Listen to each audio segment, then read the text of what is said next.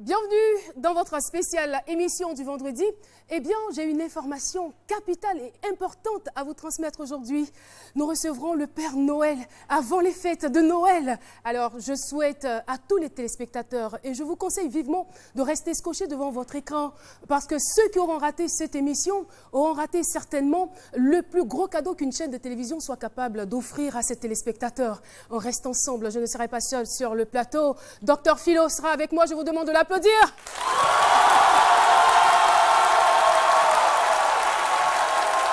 Jean-Michel Onin sera aussi là.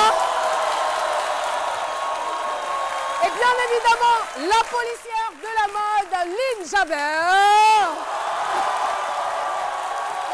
Lynn. Voilà, l'équipe est au grand complet.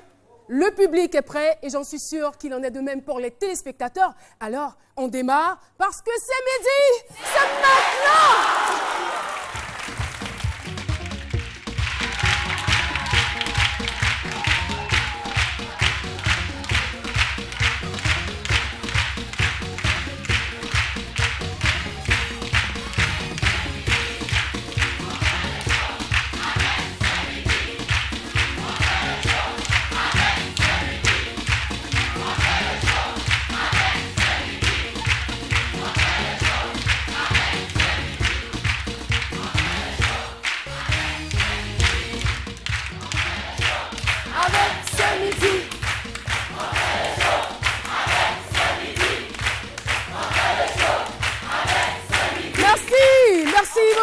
Public de ce midi, encore une fois, bienvenue.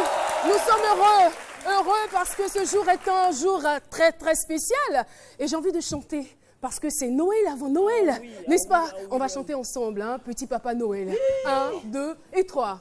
Petit Papa Noël, quand tu descendras du ciel avec des jouets par milliers, n'oublie pas. Merci, on va s'arrêter là. Mais je veux. N'oublie pas quoi? Parce que j'ai pas bien entendu, docteur Philo. N'oublie pas. Ben, tu sais, la cessation de Père Noël, ça dépend. Oui. Ça dépend des dispositions dentaires dans la bouche de chacun. Donc, vous voyez un peu. Quand tu donc vous taisez, hein. Quand tu descendras ici avec des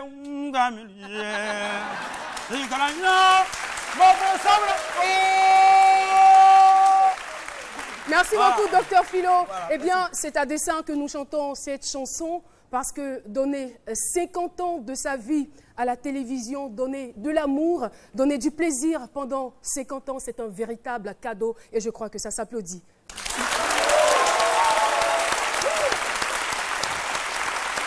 Alors, je le garde jalousement, mon petit chien, c'est mon cadeau de Noël. Et on va maintenant recevoir notre invité spécial. Vous vous posez la question, mais qui est là aujourd'hui? Je l'ai dit, c'est un grand jour. Celui que nous allons recevoir est une légende, un monstre sacré de la télévision française. Certains l'appellent Terminator, d'autres l'appellent encore le médecin des stars. Eh bien, il a un grand cœur, mesdames et messieurs. Voici Michel Drucker. Michel Drucker, sur le tapis rouge, et bien sûr, sur ce son générique.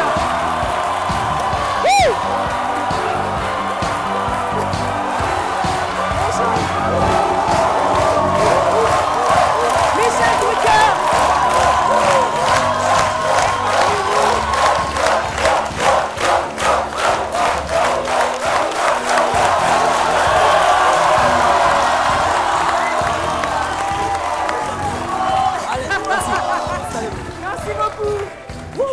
Michel Drucker est avec nous, je le disais, c'est 50 ans de vie offerte au public, 50 ans d'amour, 50 ans de bonheur, 50 ans de plaisir. 50 ans de politesse.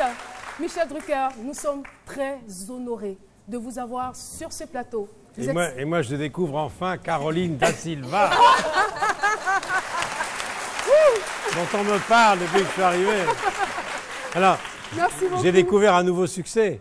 On fait le show avec C'est Midi. On fait le show avec C'est Midi. On fait le show avec C'est Midi. Ah, Michel Drucker, eh bien, le rêve devient réalité. Nous sommes encore très honorés. Je vous ai entendu dire une fois dans l'une de vos interviews, je veux devenir l'idole des vieux. Mais sachez que vous êtes non seulement ici l'idole des jeunes, mais aussi l'idole de tout un continent, l'idole de l'Afrique. Ça me touche beaucoup. Bienvenue. Et qu'est-ce que ça vous a fait déjà qu'on vous déroule ce tapis rouge?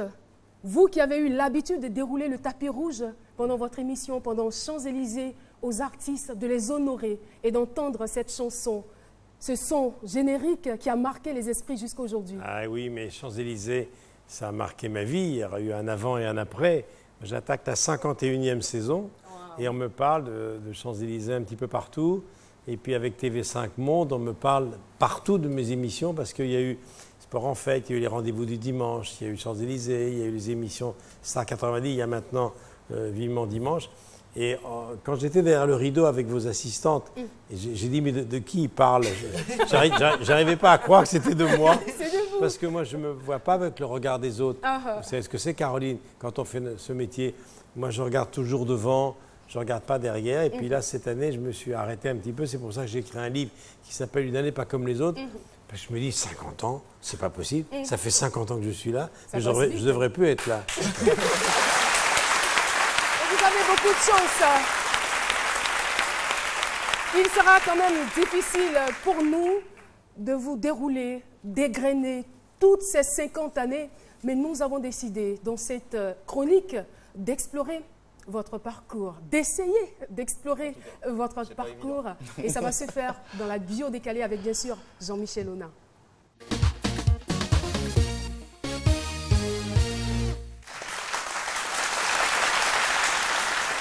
La bio décalée. Notre invité du jour est une sommité du paysage audiovisuel français, le très sympathique et légendaire Michel Drucker, né le 12 septembre 1942 en France. Contrairement à ses frères, Jean et Jacques, c'était un élève médiocre à l'école qui a quitté sa famille à 17 ans pour se lancer dans la vie. Il démarre sa carrière comme stagiaire à l'ORTF en 1964 en apprenant dans l'ombre de grands noms de l'époque comme Léon Zitrone. Curieux, dévoué et appliqué, Michel construit progressivement une carrière éclatante sur les plus grandes chaînes de télé et radio de son pays. TF1, A2, France 2, RTL, Europe 1. Il commente les plus grands rendez-vous sportifs, est élu journaliste sportif de l'année en 71 et 73, anime depuis 1975 de nombreuses émissions de variété à succès, dont Champs-Élysées, Star 90, Vivement Dimanche, où il reçoit les plus grandes vedettes de la planète, dont la Britannique Adele en exclusivité il y a quelques jours seulement. Dans ses poches, plus d'une dizaine de formidables ouvrages avec, pour dernier en date, Une année pas comme les autres, justement comme sa carrière. Pas comme les autres, avec pas moins d'une vingtaine de prix et distinctions de premier plan. Comment alors le petit Michel, qui était un cancre pendant son adolescence, au point que son père disait « Qu'est-ce qu'on va faire de toi ?» est-il devenu cette grande réussite multiprimée de l'histoire médiatique française qui a été même immortalisée par une statue au prestigieux musée de Grévin?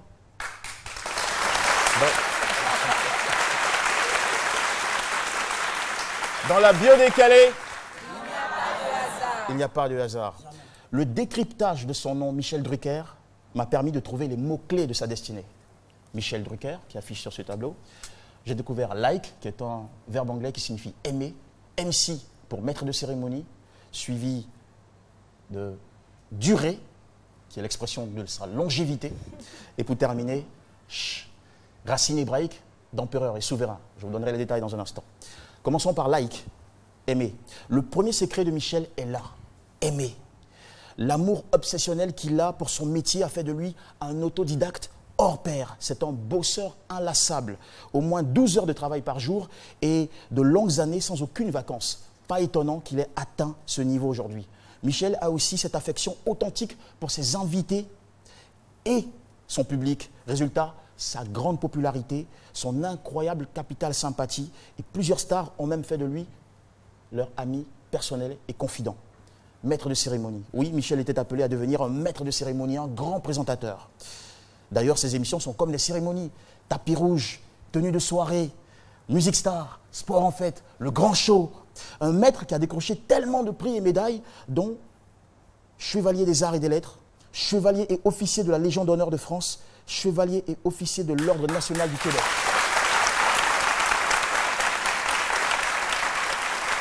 Durée. Est-ce un hasard qu'il soit encore là? Je ne crois pas. Michel Drucker était prédestiné à une longévité exceptionnelle. De 1964 à aujourd'hui, c'est plus de 50 ans de métier, plus de 5000 heures d'images INA accumulées, soit un demi-siècle. Ça n'arrive pas à tout le monde. Ce monsieur est un vrai patriarche qu'on devrait vraiment applaudir. Ce n'est pas du tout terminé.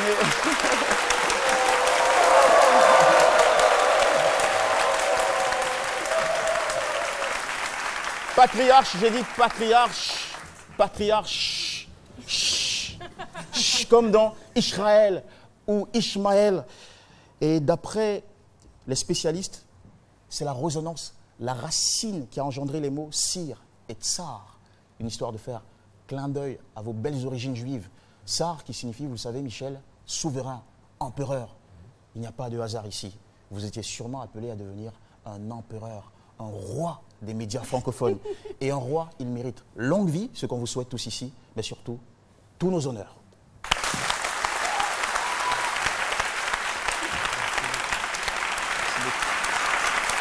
C'était donc l'avion décalé.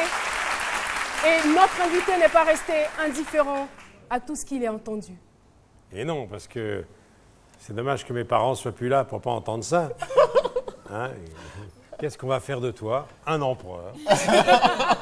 Et ça me touche beaucoup, c'est original surtout. Merci beaucoup. Très original. Vraiment, c'est une bio décalée que je vais revoir chez moi. Je vais ramener ça chez moi, précieusement, je montrerai à mes copains. Et puis peut-être, là où sont mes parents, ils vous écoutent peut-être aujourd'hui, parce que c'est aussi pour les parents qu'on fait ça. Hein. Bien évidemment. On court toujours après l'enfance. Enfin, ça me touche infiniment. Mais quand j'écoute ça, objectivement, sans fausse modestie, je me demande comment j'ai fait pour faire tout ça. Quand on m'a dit qu'il y avait 5000 heures d'images dans l'Institut national d'audiovisuel, 5000 heures d'images, c'est quelque chose de fou. Donc souvent, je me demande comment j'ai fait pour physiquement tenir le coup. Alors j'ai demandé à Alpha Blondy sa recette et j'ai fait l'inverse. Et c'était quoi sa recette, Alpha Blondy? Boire de l'eau, ne pas fumer, dormir beaucoup. Travailler beaucoup aussi. Non, je dis ça parce qu'il était dans l'avion avec nous hier. Et quand je pense à votre pays, je pense à Alpha Blondy, entre autres. Et c'est vrai que, je ne sais pas. Vous le connaissiez avant ce voyage? Oui, bien sûr, bah oui. Mais je le connaissais et c'est vrai qu'il est mondialement connu.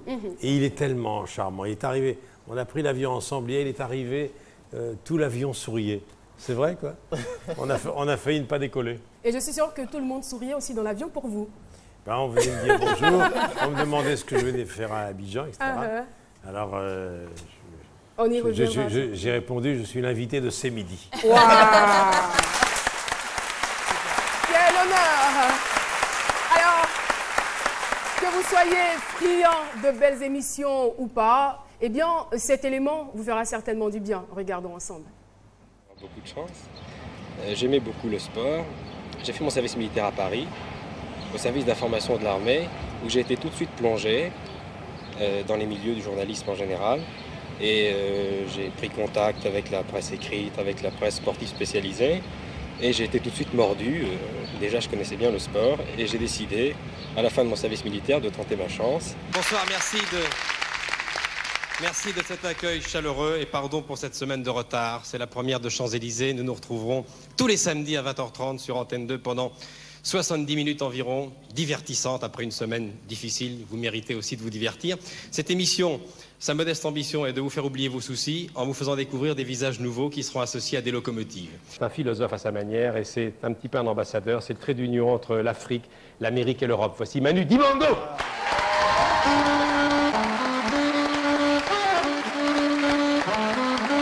s'appelle Mylène Farmer, on la voit rarement à la télévision. Elle a vendu en quelques années, écoutez bien, 2,5 millions d'albums, plus de 2 millions de 45 tours. En espace de 3 semaines, elle est numéro 1 du top 50, c'est plus qu'une référence. Nouveau look, nouvelle chanson, nouveau succès, Mylène Farmer. Jean-Paul, on ne parle que de ça depuis 5 jours. De quoi? Ben de ton anniversaire. Regarde, la couverture de match avec Stella qui va nous rejoindre, ta fille. C'est Christian Brincourt qui a fait ton interview. Belmondo le Magnifique sur France 2, ça c'est Télémagazine. Tu te doutais que ton anniversaire ferait un tel boom? Est-ce que tu as encore le tract? Oui, bien sûr. Quand tu rentres à Bercy ou au Stade de France, tu as encore Je l'angoisse? le traque partout, même dans des petites salles. Hein. C'est pas le nombre des gens qui donnent le trac, c'est le fait d'aller sur scène et de se dire ben, comment je vais m'en sortir ce soir surtout. Alors, j'ai lu tout ce qui a été écrit sur cet album Restez vivant, qui est vraiment une presse unanime, et tout le monde parle et reparle encore de ta voix. Tu la travailles, ta voix? Non. Ambassadeur de l'ONU, ambassadeur de la paix à Abidjan. En effet, en Côte d'Ivoire. En Côte d'Ivoire. Et ambassadeur de la CEDEAO, Oui. 17 pays africains, pour la paix toujours. Je vais à Abidjan, là, au mois de décembre. Ah, ok, génial. Eh bien, écoute, Michel, si on se trouve là-bas, je t'inviterai à manger du poisson. Oui. À la braise, à la plage. Oui, à la Bresse, très bien. Et à la...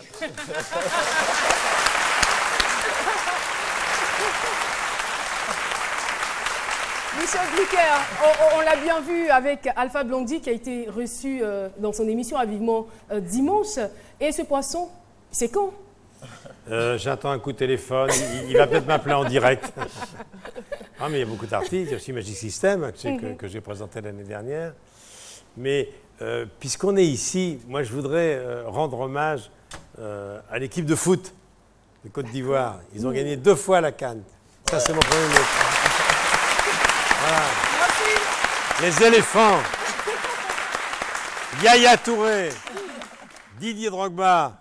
Ah, je connais bien le foot. Ça. Oui, bien sûr. Mais j'ai envie de savoir, je veux dire, est-ce que c'est ce grand amour, cette politesse, ce sont ces qualités-là qui vous ont aidé à être là jusqu'à présent, à être adulé depuis le début de votre carrière jusqu'à maintenant? Moi, j'étais très timide quand je suis arrivé. Ça se voit moins maintenant. Mais vous savez, Caroline, quand on fait ce métier, nous, on est là pour dissimuler notre stress et mettre les autres à l'aise. Je suis sûr que vous aussi, vous avez l'angoisse. Vous avez vu Johnny, qui est quand même le plus grand. Reçoit un invité comme vous. Il a le trac. Donc, moi, j'étais extrêmement timide. Donc, je suis arrivé à la télévision un petit peu paniqué. C'était pas du tout évident d'être devant les caméras. C'était arrivé un peu par hasard, il y a 50 ans. Et puis, j'ai eu du mal à me faire à cet instrument parce que quand on a 22 ans et que du jour au lendemain, on vous reconnaît dans la rue, on ne connaissait pas mon nom, on connaissait ma tête. Tiens, on l'a vu. J'étais le plus jeune pendant des années. Tous ceux qui m'ont engagé, les monstres sacrés de l'époque, ils avaient des enfants de mon âge. Donc, j'ai mis beaucoup de temps. C'était très progressif. Donc, j'ai eu cette image de gentillesse, de bienveillance, parfois de complaisance. On s'est beaucoup moqué de cette gentillesse. Jamais un mot de trop, jamais une critique désagréable pour un artiste, parce que j'étais moi-même très intimidé. Il m'a fallu beaucoup de temps. Et c'est seulement depuis quelques années que je suis beaucoup plus à l'aise, que je suis de plus en plus devant les caméras, comme je suis dans la vie. Mais il faut beaucoup de temps, beaucoup de temps. Il y a Claude Lelouch, ce grand metteur en scène que vous connaissez, qui est un ami à moi depuis des années. Quand il parle de moi, il dit que je suis un tardif qui a commencé tôt. C'est vrai que j'ai commencé très, très, très tôt. Mais c'est seulement après 30 ou 35 ans de carrière que je commence à m'amuser, à être un petit peu devant les caméras comme je suis dans la vie, parce que les copains vous diront que j'aime bien rigoler, j'aime bien la dérision, l'autodérision, mais pour être totalement soi-même devant une caméra de télévision, dans les années 60, 65, quand on a 22 ans, c'était pas évident. La télévision était en noir et blanc. Regardez, là c'est ma première intervention là, dans les années 60. Donc là j'ai 22 ans. C'était pas évident d'être dans la télévision, c'était une révolution. Les années 65, il n'y avait pas la couleur, les gens regardaient la télévision, il y avait seulement 4 ou 5 millions de postes, maintenant il y en a 60 millions. Et donc j'étais le gamin. Tout à fait. On aura le temps de revenir sur ces détails. Eh bien, on le sait, notre invité du jour, c'est un secret de Polichinelle, a toujours mis un point d'honneur à être bien vêtu. Mais est-ce qu'il gardera le silence? Il réussira à garder le silence devant cette policière de la mode? Eh bien, c'est le temps de décrypter votre style vestimentaire. Et c'est avec Lynn Jabber dans la police de la mode. La police de la mode vous salue. Salut la policière. Mesdames et messieurs, permettez-moi de faire une entorse à la règle, tout simplement parce que nous avons un invité spécial et toute l'équipe de ce midi a vraiment tenu à lui rendre honneur de façon très particulière. Ça sera pour tout à l'heure. Sachez, monsieur Michel Drucker, que la Côte d'Ivoire regorge est riche vraiment d'une diversité culturelle et nous voulons partager ce patrimoine avec vous. Ça sera, comme je l'ai dit, une surprise tout à l'heure. Mais pour l'heure, sachez que je suis celle qui porte le flambeau de la mode dans cette émission. Et quand je vous regarde, Michel, vous n'êtes pas forcément à la mode, mais j'aime votre style. Vous avez du style. Mais parce que j'étais démodé très tôt. À la mode, être à la mode, c'est bien, mais le problème d'être à la mode, c'est que ça se démode vite, quoi. Tout à fait. Et c'est pour ça que j'aime votre style. Parce que quand on regarde vos émissions, on voit que vous êtes d'un classicisme total. Oui. Toujours bien mis, cravate bien. C'était le souhait de ma maman.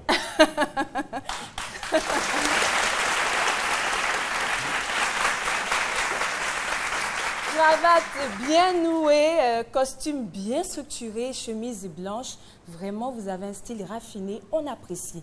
En dehors de la télévision, vous êtes quelqu'un de très simple, quelqu'un de décontracté, que ce soit pour faire du vélo dans votre quartier ou encore pour piloter un avion comme vous aimez bien le faire. Petite casquette, jean, basket, tranquille.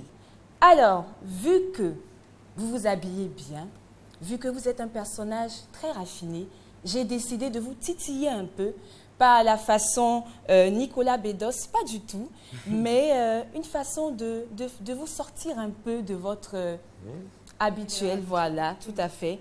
Donc, il n'y aura pas de photo rétro, il n'y aura pas de best look aujourd'hui, il y aura tout simplement la photo que j'ai appelée la photo insolite. Ce n'est pas pour vous choquer, pas du tout.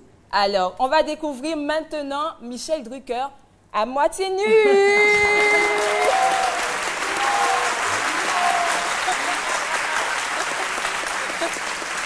C'était à la radio. Alors, il y a une explication à cette photo. J'étais à Europe 1, à la radio pendant quelques années. Et tout le monde sait dans ce métier que mon rêve, c'était d'être médecin. Oui. Comme mon papa. Je l'ai écrit beaucoup et c'était mon rêve. Donc, dès que je peux mettre une blouse, un stéthoscope, et ce jour-là, je suis arrivé pour plaisanter avec les copains, et Julie en particulier en blouse. Et Julie m'a dit, mais c'était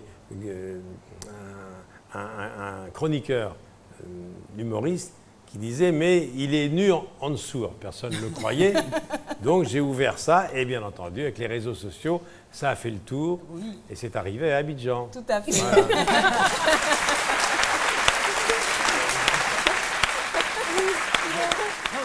Voilà. Là, c'est fait exprès ou bien, je sais pas, c'était pour créer, comme on le dit, le buzz aussi? Non, pas du tout, c'était parce que... C'est nu en dessous, bon, vraiment. Ça non, pas complètement, mais voilà, je voudrais... On m'a mis... Moi, il ne faut pas me mettre au défi de faire des choses surprenantes, parce que je le fais à chaque fois. J'ai fait plein de choses assez folles dans ma vie, et je dis, bon, je ne pensais pas que ça ferait le tour. Hein. Le tour, parce qu'il y a quand même des photos plus osées que celle-là. Oui, hein. oui. Mais je n'ai pas osé me mettre la robe que vous portez aujourd'hui. Alors, Michel Drucker, vous avez vraiment inspiré des générations. Pas mal d'animateurs se sont servis de vos émissions, ont profité de votre talent. Alors, j'aimerais que ce public dans ce studio, avec moi, célèbre ce dinosaure de la télévision française.